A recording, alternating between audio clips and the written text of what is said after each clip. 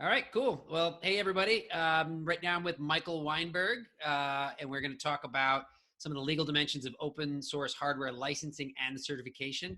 And there's no one I could think of more qualified to help us think through that a little bit. Michael is currently the executive director at NYU's Engelberg Center on Innovation Law and Policy. He's a longstanding and very active board member of the Open Source Hardware Association and comes from a long career in the 3D printing world. So he knows an enormous amount about this subject, and he's going to talk us through some of the main points. He also, sometimes I know, wears some really cool cyborg-looking glasses, which I'm a little disappointed you're not I wearing didn't bring right them. now, I'm sorry. but, whatever. I guess I'll have to work my way towards that. But anyway, Michael, maybe it would be great to just sort of start off where some of the folks in our community, myself included, even until a few months ago, are pretty new to the whole idea of open source hardware. They may have heard of open source software. Can you tell us a little bit about the emergence of open source hardware, kind of paint a picture of its early days and where it came from?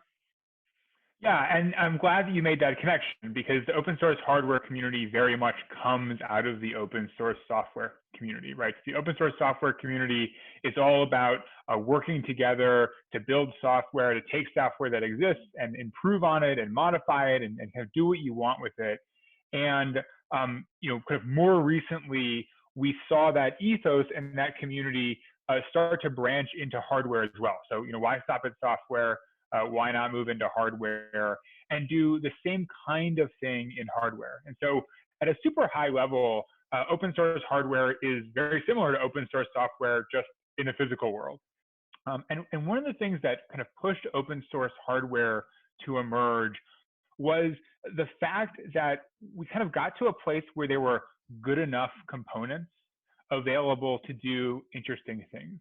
So if you think about kind of hardware development traditionally, you were really trying, if you wanted to bring an interesting product to market, it took about 18 months to develop it.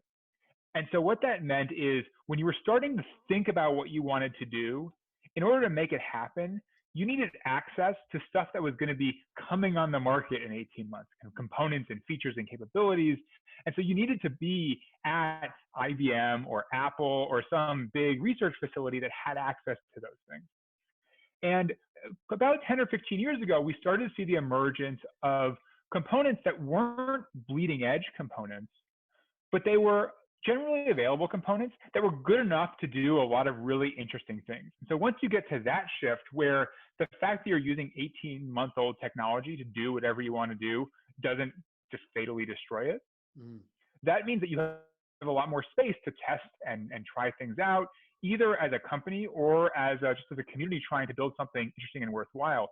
And once you have those kind of key components that are available, then you can start to see people coming together online and really doing interesting things with open source hardware along the lines that they've always done or done for the last couple of decades with open source software. Yeah, interesting. Can you give us some sense of some of those early defining projects that have led to things that people may not even know had to do anything with open source hardware? Yeah, I mean, when people think about open source hardware, a lot of times their minds first goes to electronics and things that require soldering. And so you think about there's a microcontroller called Arduino that many people have heard of. And what Arduino was really designed to do was allow non-engineers to create interesting, interactive, almost technology art projects. Arduino was designed to make it really easy to connect a sensor with an output. So if you wanted a bunch of lights that were going to glow, depending on how close someone got to the installation, that was traditionally a hard thing to build. But once the Arduino, which was the kind of a brain of that project, came along, then people started to say, okay, we can use the brain that can respond to input by creating output and start chaining things off of it. So, okay, well now maybe we'll build an open source proximity sensor. So we'll know when someone gets close. And now we'll figure out an easier way to control all of those LEDs that are going on in the world. And so that's one of the classic projects. The other one, and this is really, I mean, as you said, I come from a 3D printing background. This is near and dear to my heart, is the RepRap 3D printer. And if you aren't coming out of the 3D printer world, you may or not have heard of the RepRap. But the RepRap is why almost everyone has heard of 3D printing at all. 3D printing is a technology that was developed about 3 decades ago, and it was living in R&D facilities and university, spaces, but most people didn't have access to it. And what happened about 20 years ago is that the initial patents on 3D printing expired, and a team first based out of the University of Bath in England said, well, what if we just take this technology and see if we can turn it into a super low-cost desktop 3D printer with the goal of being able to 3D print itself. And from that project sprouted this huge number of desktop printers and then now larger printers that are all built around communities who said, yeah, we want one of these for ourselves. Yeah. And we think we can work together across time and space to be able to not just build another version of what was existing on the market, but make it better and cheaper and faster. Mm. And that's cool. So that 3D printer is a product of open hardware and a key piece of infrastructure of open hardware. So it's that's interesting. We obviously have looked a lot at 3D printing as sort of a reference point for what we're trying to do with DAC. And in fact, I've even thought of the idea of trying to produce a DAC machine with a type of 3D printing goop that comes from carbon dioxide. So more on that. Some right. other yeah, exactly. Well, let's then get in. That's great. Let's get in then to the some of the really key nuts and bolts of open hardware licensing and what that actually means. And I think one key difference that you've written about recently on the OSHWA blog is that there are some key legal differences between hardware, open hardware, and open software that make it maybe a little bit more challenging in some respects on the hardware side. Could you kind of summarize those for us? Yeah, and this is one of the things where, I was talking earlier how open source hardware comes from open source software. And in a lot of ways, the community ports the ethos of open source software into hardware, and sometimes it works and sometimes it doesn't. And the licensing part is one of the places where the one-to-one match is not perfect.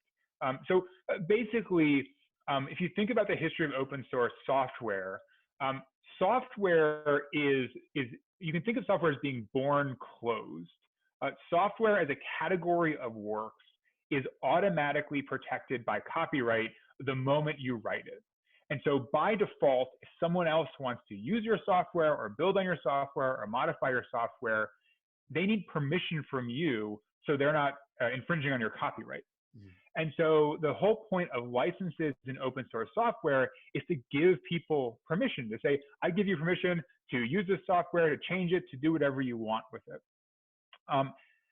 And one of the things that comes up sometimes in open source software is not only saying, I give you permission to do this, but I'm going to give you conditional permission. So you think of like a GPL style, you can use this software as long as you keep it open, or as long as the stuff that you attach it to is open as well.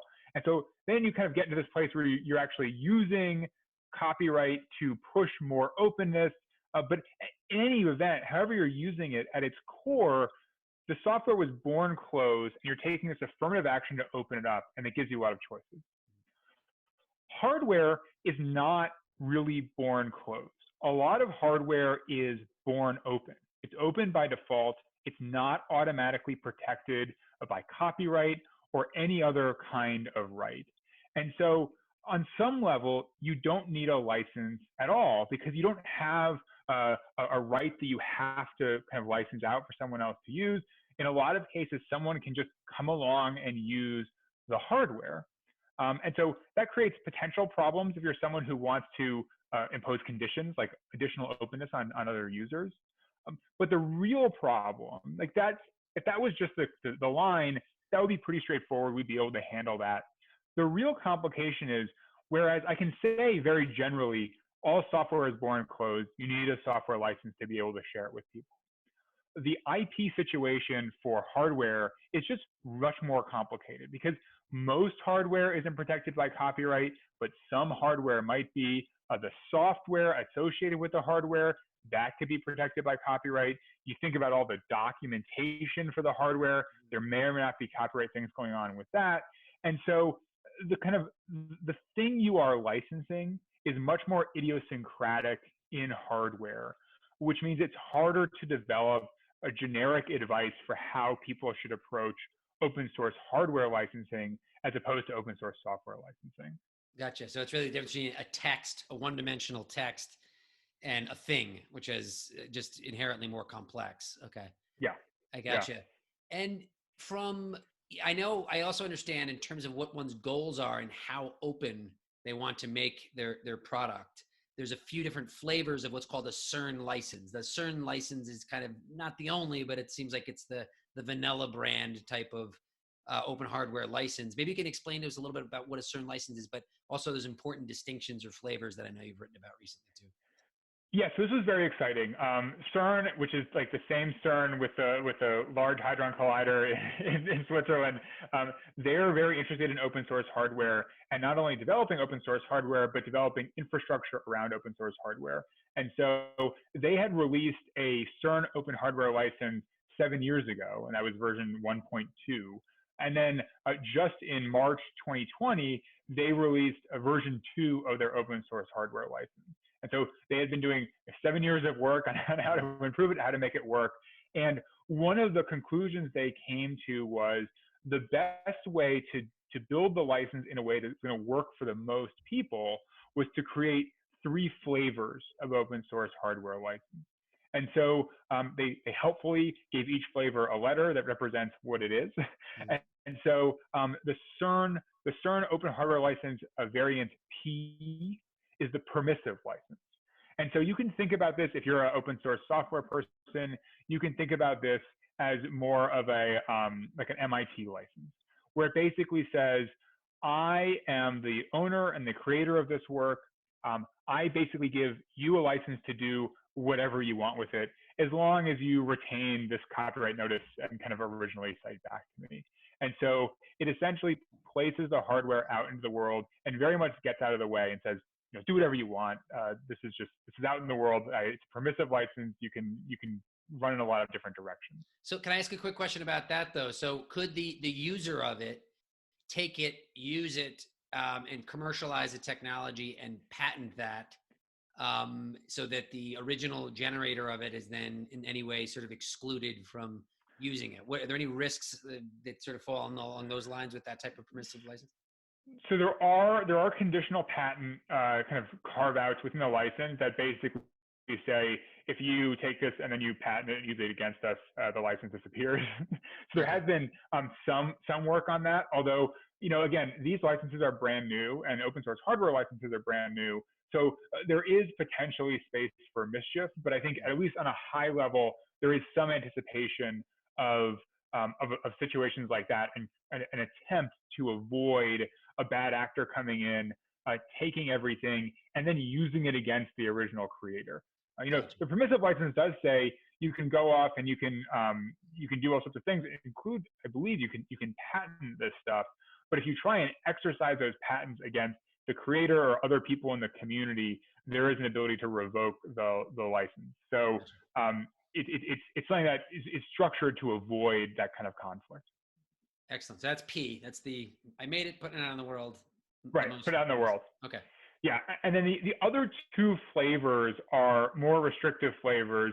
They're the S and the W, which is the strong and the weak. And these are, if you're familiar again with open source software debates, these are kind of copyleft licenses. These are GPL style licenses. And the idea is that they say, I've created this hardware, I'm putting it out in the world, you can use it, but your improvements and additions need to be open as well. That's so strong? Instead of just saying, take this, do whatever. So both strong and weak say you need to be open as well. The difference between the strong and the weak is with the strong, it says you have to be open with any improvements that you make on this. And anything that you plug this into has to be open as well. So if you take this component, this thing that I built, and you plug it into something larger, it infects the entire thing with an openness obligation. The weak just says, this one part, this one thing that I'm releasing, you have to, if you make improvements, you have to keep releasing the documentation. And so it gives you a kind of ability as a creator to say, well, how much openness do I want to try and force on downstream users? Or, how aggressively do I want to push an openness agenda with this license? So that's interesting. So if you're in a situation where you want to give rise to a certain technology, you want to do collective science projects with the community, but you also, a measure of success for you would be that somebody does take it and commercialize it. then is it fair to say that maybe that weak one is the best one, that it would still give you some control over your little piece of it, but then allows someone to kind of incorporate it into more complex things that they can then have their own IP on? Is that kind of a fair way to characterize it? Yeah, I mean, there is, especially in the software context, right? There's a lot of debate over the relationship between commercial projects and GPL. And on its face, there's nothing, in the weak or the strong, there's nothing that prevents you from selling something that is licensed under, under the GPL or under the weak or the strong CERN open hardware licenses. The thing that's waiting there is the obligation to be open as well. And so some people will tell you that if you license something under the strong or the weak or the GPL in the software context, then many companies will just stay away because they don't want to have any obligation to be open at all. Mm-hmm. Other people will say, yeah, in some contexts, some companies will be fine with whatever's going on. I certainly think the weak variance is a less aggressive variance. And so if you think of it as a kind of working on a continuum where, the permissive will be the least scary to companies, yeah, and the strong will be the most scary to companies, that weak is right there in the middle, but it does still have that openness obligation to the specific thing that you are releasing. And so depending on the market that you're in and the kind of companies you're working with, it may be that passing from the P to the W, from the permissive to the weak, will flip the switch. In other places, it may be that the switching from the weak to the strong is going to be what triggers it. Gotcha. But it's early days and it's hard to tell right now. Okay. Well, let me ask two questions about the actual the making the license real. And this is just me being a dumb person who doesn't know anything about the law, and you can help me out with. But what does it take? I mean, is it literally you just sort of copy and paste a version of that, insert the right terms, and then you just put that out there in the world? Does it have to get notarized? Is there a legal process? Like what happens? How does this sort of work? Yeah, that's a great question, because a lot of people, you don't live with licenses every day. You're just like, well, this is a thing. How do I do it? Yeah, it is as simple as attaching it to documentation. So if you're developing it in GitHub, you can attach it in the repo. If you have the documentation and the file somewhere else, you can just add a file that says a license.txt and have the text of the license. Sometimes we actually, in other contexts with other licenses, we tell people that one way to do it is in the README, just say, this hardware is licensed under the CERN version 2, right, permissive version with a link to that license. So yeah, it's really as simple as just referencing it. There's a kind of follow-on question as to how legally enforceable the license is, but that is not really have to do with how you put everything on notice. I mean, again, going back to open source software, if you find open source software, that license is just part of the repo usually, and that's completely legally enforceable. Gotcha. And also in terms of, it seems like there would need to be some kind of legal witness, at least, to the person who is putting it out there in the world. There has to be some kind of, if it's the inventor or, whose name is on that, like, is it, who says that this technology is going to be licensed, and how do you sort of, I don't know, does that make sense, the area I'm probing out there? Yeah. No, it's funny. It's a kind of perennial question that is easy for people to jump over. It's kind of who is licensing this and who has the rights, because, I could take your hardware, put it up on the internet under an open license, and if somebody else relies on it, it's like, well, Michael didn't have the right to license it. Yeah, like I can sell you the Brooklyn Bridge, and you can give me money for it, but you don't own the Brooklyn Bridge anymore. Right. And so I mean, one way to think about this is, so that's sort of always an outstanding thing to check your sources and see if you believe that the people who are making this available are doing it. But assuming that that's basically working, one tradition, which is now in the context of GitHub, actually part of the terms of service for open source projects, is license in, license out. So the idea is, if there's a project that has a license and you make a contribution to that project, you are making that your contribution under the license that is part of the project. And so, if there's something out there that has a CERN open hardware license, and you make a contribution to that project, you are making that contribution under the CERN open hardware license terms. And so there's at least some sort of traceability back to it. But yeah, I mean, look, if you ever came to actual litigation, one of the things you would need to do in court is prove that you, the person bringing the suit, actually own a copyright or own whatever that's being infringed. And that would be one of the factual questions of the case. Great. Okay. Well, that's enormously useful, practical information you just provided us with about the license. I just wanted to end real quickly on the certification process. So I know OSHWA is a sort of a standard maker or a certifier, it seems, for open source projects. Can you tell me about why that is important and sort of how that works, I guess? Why would someone certify with OSHWA? Yeah, so the key idea behind the certification is that because no one owns the term open source hardware, anyone can come out and say, this thing I'm doing, it's open source hardware, and no one really knows what that means. And so the idea behind the certification is OSHWA has maintained for 10 years a community definition of open source hardware. And so if you have an open source hardware project that you think complies with the community definition, you can apply for certification, and it's totally free. And then OSHWA will review your project and make sure that it actually does comply. And then it will issue you two things. The first is a unique identifier. And the second is the right to use the OSHWA certification logo on your project.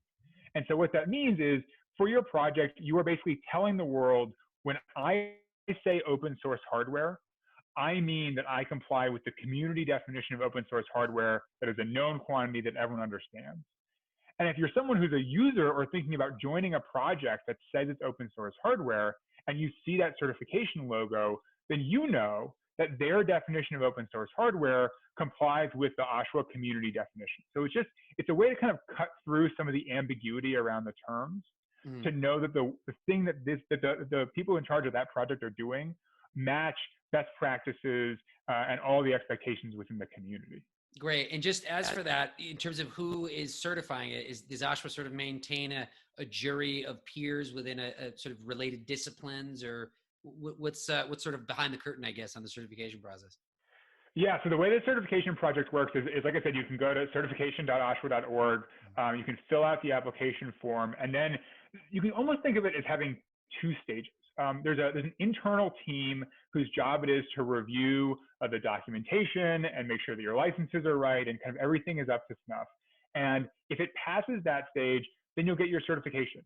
You'll get your unique ID, you'll get everything, it'll kind of, you'll be fine, you'll be listed. If you go to certification.oshwa.org/list, you can see all the certified hardware. And that's the kind of first stage. For most open source hardware projects, that's totally enough. That's the whole thing. The second stage is, and we had this happen pretty regularly, is someone from the community will be looking at some kind of open source hardware that's certified, and they will raise their hand and they'll say, hey, I actually think that this doesn't comply with the requirements. This kind of documentation in the context of a 3D printer or a hydro sail or a, like a dress that lights up or whatever kind of niche community that they know about. In our context, this actually doesn't meet the requirements. And what happens then is then OSHWA basically brokers a conversation between the community members and the people responsible for the hardware. So yeah, like this passed kind of first review, but we don't have experts in every single category. What we're hearing from your community is that this doesn't match their expectations. And can we find a solution that actually works for the creators and meets those community expectations? And I mean, in the vast majority of situations, we are able to find a solution that completely works. Sometimes we come to the conclusion that the community requests are unreasonable. And so we side with the hardware and we say, look, this is certified and we stand by it. And if it doesn't work for the community, this version of the community or these couple people, that's fine. And every once in a while, we will find the other side, which is that the community is right and the original creator is unwilling to meet or unable to meet the community requests. And then we decertify and we say we were revoking your ability to use this unique identifier, or we're revoking your ability to use the certification logo. Gotcha. Okay. So there's some teeth to it there. Well, that's super helpful. And Michael, you've been just a great friend and benevolent advisor to OpenAir all along. So, we're sort of at a critical phase here where we hope we'll have a real open source certified licensed object out in the world very soon. And I look forward to talking to you again about our real world object and getting some of your thoughts and input on it, because I know our community would really value that. Yeah, this is an amazing project. I'm so glad that you are all working on this. It's a great project kind of on its own, and I think it's a great demonstration of what's possible with open source hardware. And so I'm really excited to see how far it's gone, and I'm really excited to see what's next. Awesome. We shall see. So take care of yourself, Michael. Hopefully we'll be able to see each other in person sometime soon, but be well and enjoy the weekend. Thank you so much. See you.